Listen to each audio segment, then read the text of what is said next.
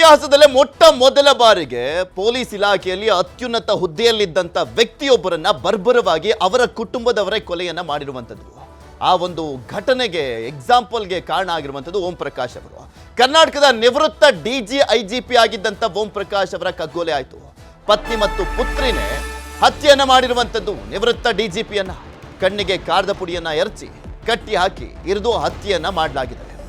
I killed monster ಅಂತ ಓಂ ಪ್ರಕಾಶ್ ಪತ್ನಿ ಪಲ್ಲವಿ ಅವರು ಒಂದು ಗ್ರೂಪ್ ಇತ್ತಲ್ಲ ಈ IPS ಆಫೀಸರ್ಸ್ಗಳು, ಆ ಗ್ರೂಪಲ್ಲಿ ಹಾಕ್ತಾರಂತೆ. ಮತ್ತೊಬ್ಬರು ನಿವೃತ್ತ IPS ಆಫೀಸರ್ಗೆ ಅದರ ಮೆಸೇಜ್ ಅನ್ನ ಕಳಿಸ್ತಾರಂತೆ ಅವರ IPS ಆಫೀಸರ್ ಪತ್ನಿಗೆ.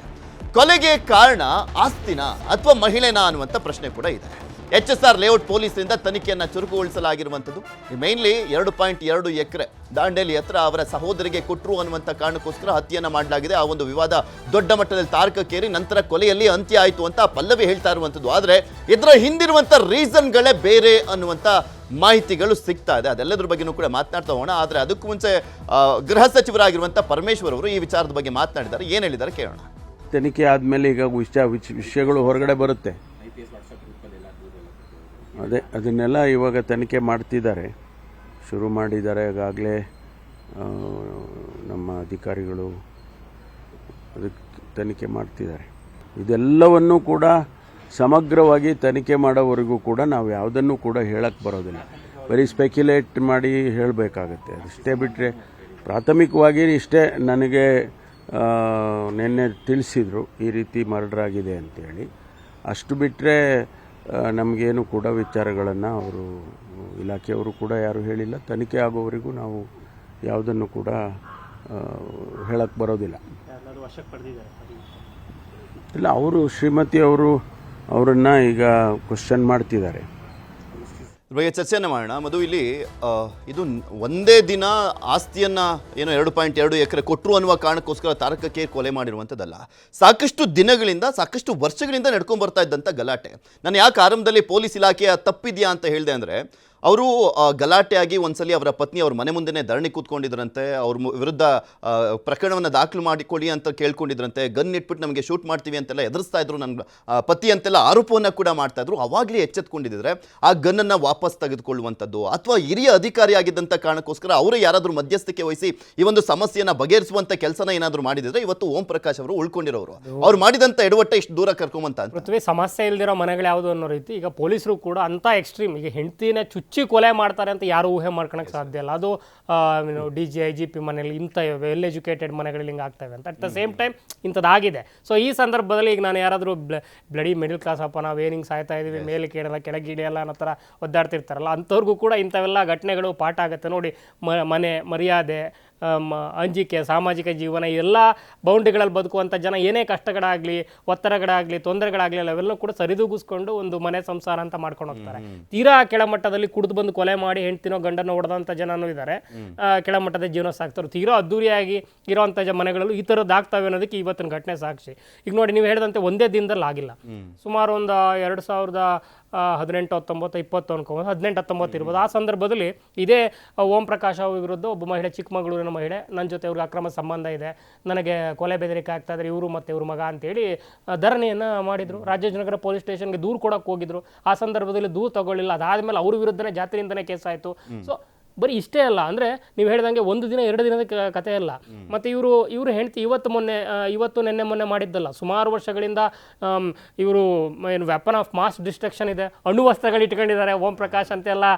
ಬೇರೆ ಏನು ತಮ್ಮ ಸರ್ಕಲಲ್ಲಿರುವಂಥ ಇತರೆ IPS ಅಧಿಕಾರಿಗಳ ಪತ್ನಿಯರಿಗೆ ಅಥವಾ ಅವರ ಹೆಂಡತಿ ಅವ್ರ ಜೊತೆ ಸೋಷಿಯಲ್ ಸರ್ಕಲ್ ಸಿಕ್ತಾಗೆಲ್ಲ ಮಾತನಾಡ್ತಾ ಇದ್ರು. ಇಂಥದ್ದೆಲ್ಲ ಟ್ರ್ಯಾಕ್ ರೆಕಾರ್ಡ್ ಇದೆ. ಸೊ ಅದು ಒಂದೇ ಕಾರಣಕ್ಕೆ ಅಥವಾ ಒಂದೇ ದಿನ ಆಗಿರುವಂಥದ್ದಲ್ಲ. ಎಕ್ಸಾಕ್ಟಾಗಿ ನೀವು ಹೇಳಿದಂತೆ ಹಲವಾರು ಒತ್ತಡಗಳು, ಆಯಾಮಗಳು, ತುಂಬ ಆಸೆ, ತುಂಬ ಆಸ್ತಿ ಎರಡೂ ಇದ್ದಾಗ ಬೇರೆ ಬೇರೆ ಕಷ್ಟ ಇಲ್ಲದೆ ಹೋದ್ರೂ ಕಷ್ಟ, ಬೇರೆ ಬೇರೆ ವ್ಯತ್ಯಾಸಗಳಾಗಿರ್ತವೆ. ಆ ವ್ಯತ್ಯಾಸಗಳನ್ನು ವ್ಯಾಕ್ಯೂಮ್ ಪ್ರೆಷರ್ ಥರ ಎಷ್ಟು ಸಾಧ್ಯ ಅಷ್ಟು ತಡೆದಿರ್ತಾರೆ. ಅದಾದಮೇಲೆ ಮತ್ತೆ ಅವ್ರು ಸ್ವಲ್ಪ ಮಾನಸಿಕವಾಗಿ ಕೂಡ ಸ್ಥಿಮಿತತೆ ಇರಲಿಲ್ಲ ಅಂತ.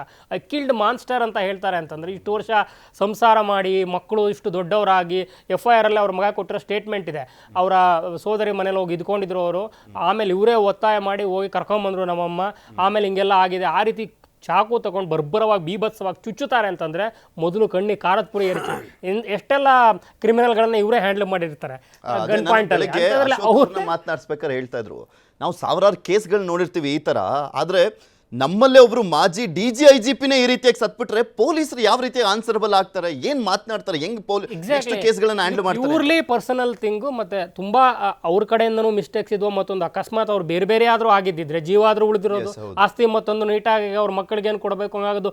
ಆಮೇಲೆ ಹಿರಿಯ ಅಧಿಕಾರಿಗಳ ಜೊತೆ ಅಥವಾ ಸಹೋದ್ಯೋಗಿಗಳ ಜೊತೆ ಹಲವಾರು ಸುತ್ತಿನ ಮಾತುಕತೆಗಳು, ಸಂಧಾನಗಳು, ಪಂಚಾಯತ್ಗಳು ಆಗಿವೆ. ಅದಾದ್ಮೇಲೂ ಕೂಡ ಇದಾಗಿದೆ ಅಂತಂದ್ರೆ ಉಳಿಯುವಂಥ ಪರಿಸ್ಥಿತಿಲಿ ಇರಲಿಲ್ಲ ಅವರು. ಅಂಥದ್ದೊಂದು ಪೀಕ್ ಪಾಯಿಂಟ್ಗೆ ಹೋಗಿತ್ತು. ಅಕಸ್ಮಾತ್ ದೂರ ಆಗಿದ್ದಿದ್ರೆ ಜೀವ ಆದರೂ ಉಳಿದಿರೋದು. ಅವರು ಸ್ವಯಂಕೃತ ಅಪರಾಧಗಳು ಮತ್ತು ಮಾನಸಿಕವಾಗಿ ಅವರ ಹೆಂಡತಿಯನ್ನು ಸರಿಯಾಗಿ ಅವರ ಉದ್ಯೋಗದ ಮಹತ್ವಾಕಾಂಕ್ಷೆಗಳು ಅಥವಾ ಆಸ್ತಿ ಮತ್ತೊಂದು ಬೇರೆ ಬೇರೆ ಕಬಲುದಾರಿಯ ಮಹತ್ವಾಕಾಂಕ್ಷೆಗಳು ಗೊತ್ತಿಲ್ಲ. ಆದರೆ ಅದೆಲ್ಲ ಆಸೆ ಆಕಾಂಕ್ಷೆಗಳಿಂದಾಗಿ ಮನೆಯಲ್ಲೂ ಎಡವಟ್ಟು ಮಾಡಿಕೊಂಡ್ರು.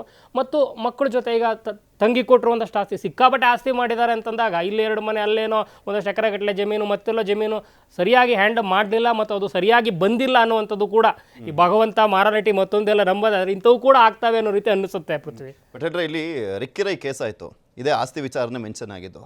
ಹಾಗೆ 2 ದಿನಕ್ಕೆ ಈ ಒಂದು ಪ್ರಕರಣ ಕೂಡ ಆಗಿದ್ದು. ಒಂದು ಬೆಸ್ಟ್ ಎಕ್ಸಾಂಪಲ್ ಜನಕ್ಕೂ ಕೂಡ, ಬರೀ ಸಾಮಾನ್ಯ ಜನರಲ್ಲಿ ಮಾತ್ರ ಅವಾಗಲೇ ಮದುವೆ ಹೇಳ್ತಾರೆ, ಬರೀ ಮಿಡ್ಲ್ ಕ್ಲಾಸ್ ಫ್ಯಾಮಿಲಿ ಮಾತ್ರ ಹಿಂಗಲ್ಲ, ಈ ಇಂಥ ದೊಡ್ಡ ದೊಡ್ಡ ಫ್ಯಾಮಿಲಿಯಲ್ಲಿ ಇರುತ್ತೆ, ಎಲ್ಲ ಫ್ಯಾಮಿಲಿಯೂ ಕೂಡ ಸಮಸ್ಯೆ ಇದ್ದೇ ಇರುತ್ತೆ. ಆದರೆ ಕೆಲವೊಂದು ಮಾತ್ರ ಹೊರಗೆ ಇಂಥ ಮನೆಗಳಲ್ಲೇ ಪ್ರಾಬ್ಲಮ್ ಆಗೋದು. ನಿಮಗೆ 35 ವರ್ಷ ಅವರು ಪೊಲೀಸ್ ಇಲಾಖೆಯಲ್ಲಿ ಇದ್ದಂಥವ್ರು ಸಾವಿರಾರು ಲಕ್ಷಾಂತರ FIRಗಳನ್ನು ಮಾಡಿದ್ದಾರೆ, ನೋಡಿದ್ದಾರೆ, ಸಾವಿರಾರು ಕೊಲೆಗಳನ್ನು ನೋಡಿದ್ದಾರೆ, ದರೋಡೆಗಳನ್ನು ನೋಡಿದ್ದಾರೆ, ಫ್ಯಾಮಿಲಿ ಸಮಸ್ಯೆಗಳನ್ನು ನೋಡಿರ್ತಕ್ಕಂಥದ್ದು. ನಿಮಗೆ ನಿವೃತ್ತ DGP ಓಂ ಪ್ರಕಾಶ್ ಅವರು ಸಜ್ಜನ, ಅವರ ವೈಯಕ್ತಿಕ ಬದುಕು ಏನೇ ಇರ್ಬೋದು, ಅವರ ಮಗ ಕಾರ್ತಿಕ್ ನಮಗೂ ಕೂಡ ಗೊತ್ತಿರ್ತಕ್ಕಂಥ ಒಳ್ಳೆ ಸಜ್ಜನ, ಅವ್ರ ಫ್ಯಾಮಿಲಿ ಕೂಡ ಇರ್ತಕ್ಕಂಥದ್ದು.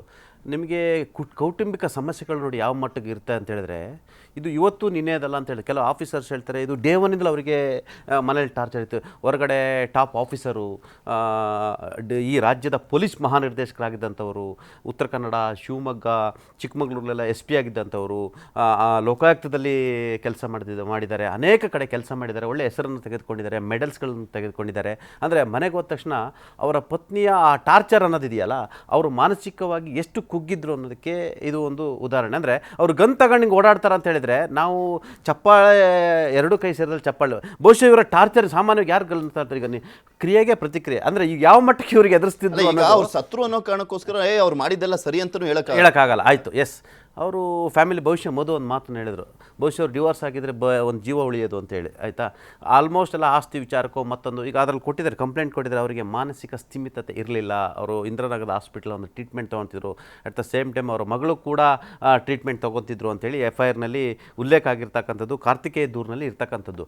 ನಿಮಗೆ ನೋಡಿ, ಅವರ ಕೌಟುಂಬಿಕ ಸಮಸ್ಯೆನ ಅವರು ಬಗೆಹರಿಸೋಕ್ಕಾಗಲಿಲ್ಲ ಅಂತ ಹೇಳಿದ್ರೆ, ಒಂದು ಸಮಾಜ, ಒಂದು ವ್ಯವಸ್ಥೆಯಲ್ಲಿ ಒಂದು DG ಆದಂಥವ್ರು, ರಿಟೈರ್ಡ್ ಆದಂಥವ್ರು ಅಂತ ಎಲ್ಲಿ ಬೀದಿಗೆ ಬಂದರೆ ನನ್ನ ಮರ್ಯಾದೆ ಆಗುತ್ತೆ. ಪ್ರತಿಯೊಬ್ಬ ಮನುಷ್ಯ ಕೂಡ ಮರ್ಯಾದೆಗೆ ಅಂಜೋದು. ಈ ಮರ್ಯಾದೆಗೆ ಅಂಜುವ ಕಾರಣಕ್ಕಾಗಿ ಎಷ್ಟೋ ಮನೆಗಳಲ್ಲಿ ಅನಾಹುತಗಳು ನಡೀತವೆ, ಕೊನೆಗೆ ಈ ಮರ್ಯಾದೆ ಅಂಜಿಗಾಗಿ ಎಷ್ಟೋ ಕೊಲೆಗಳು ನಡೀತವೆ. ಇದರ ಭಾಗವಾಗಿ DGP ಓಂ ಪ್ರಕಾಶ್ ಅವರಿಗೆ ಅವರ ಹೆಂಡತಿಗೆ ಡಿವೋರ್ಸ್ ಕೊಡಲಿಲ್ಲ, ಆಸ್ತಿ ಪಾಲ್ ಮಾಡಲಿಲ್ಲ, ಜೊತೆಲೇ ಇದ್ದರು. ಮತ್ತೆ ನೋಡಿ, ಅವ್ರ ಮೇಲೆ ಥ್ರೆಟ್ ಇತ್ತು, ಇಬ್ಬರಿಗೂ ಥ್ರೆಟ್ ಇತ್ತು, ಒಟ್ಟಿಗೆ ವಾಸ ಮಾಡ್ತಿದ್ರು ಅಂತ ಹೇಳಿದ್ರೆ ಅದು ಮರ್ಯಾದೆ ಪ್ರಶ್ನೆಗಾಗಿ ಸಮಾಜಕ್ಕೆ ಹಂಜಿದ್ರು. ಅವರು ಸಮಾಜಕ್ಕೆ ಹಂಜಿದ ಕಾರಣ ತಂಗಿ ಮನೆಗೆ ಹೋಗಿದ್ರಂತೆ, ಅಂದ್ರೆ ಮರ್ಯಾದೆಗಾಗಿ ಎಲ್ಲಿ ಮರ್ಯಾದೆಗೆ ಹಂಜಿದ ಕಾರಣಕ್ಕಾಗಿ ಇವತ್ತು ಅವರು ಕೊಲೆಯಾಗಿ ಮಲಗಿದ್ದಾರೆ. ಎಸ್, ಇದು ನೀವು ಹೇಳ್ದಂಗೆ ನಾವೆಲ್ಲರೂ ಪೊಲೀಸರು ಏನು ಮಾಡಿದ್ರು, ಪೊಲೀಸರು ಏನೂ ಮಾಡ್ಲಿಕ್ಕೆ ಸಾಧ್ಯ ಇಲ್ಲ. ಆದರೆ ಆ ಪಲ್ಲವಿಯವರು, ಅವರ ಪತ್ನಿಯವರು ದೂರು ಕೊಟ್ಟಂಥ ಸಂದರ್ಭದಲ್ಲಿ ಪೊಲೀಸರು ಕ್ರಮ ಕೈಗೊಳ್ಳೋದು ಅಥವಾ ದೂರು ದಾಖಲು ಮಾಡಿಕೊಂಡು ಸಮಸ್ಯೆನ ಬಗೆಹರಿಸ್ಬೋದಿತ್ತು. ಅಥವಾ ನನಗೆ ಅನಿಸ್ತಿದೆ, ಅವ್ರ ಮಗ ನೋಡಿ 2ನೇ ಫ್ಲೋರ್ಲಿದ್ರು, ಕಾರ್ತಿಕ್ ಇಸ್ ಎ ಜೆಂಟ್ಲ್ಮ್ಯಾನ್. ಅವ್ರ ಮಗ ಪಾಪ ಅವರು ಏನು ಮಾಡಲಿಕ್ಕೆ ಅಸಹಾಯಕರಾಗಿದ್ದರು ಅನಿಸುತ್ತೆ. ಯಾಕಂತ ಹೇಳಿದ್ರೆ ಅವರ ಪತ್ನಿ ನೈದಿಲೆ ಅಂತೇಳಿ ಅವ್ರು ಚಿಕ್ಕಮಂಗ್ಳೂರಿನವರು, ಖ್ಯಾತ ವಕೀಲ ಲಕ್ಷ್ಮಣ್ ಗೌಡ್ರವರ ಮಗಳು ಕೂಡ, ಒಂದು ಮಗು ಇದೆ ಅವ್ರ ಮನೇಲಿ. ಅಂದರೆ ಇಲ್ಲಿ ಏನಾಗಿದೆ, ಇದು ಕೌಟುಂಬಿಕ ಕಲಹ ಬೀದಿಗೆ ಬಂದರೆ ನಮ್ಮ ಮಾನ ಮರ್ಯಾದೆ ಹೋಗುತ್ತೆ ಅನ್ನೋ ಕಾರಣಕ್ಕೆ ಮನೆಯಲ್ಲೇ ದಿನೇ ಇವನ್ ಕೆಳ ಹಂತದ ಆಫೀಸರ್ಸ್ಗಳು ಈಗ ಅವರು ಅತ್ಯುನ್ನತ ಹುದ್ದೆಯಲ್ಲಿ ಇದ್ದವರು ನಾವ್ ಹೆಂಗೆ ಸಾಲ್ವ್ ಮಾಡಕ್ಕೆ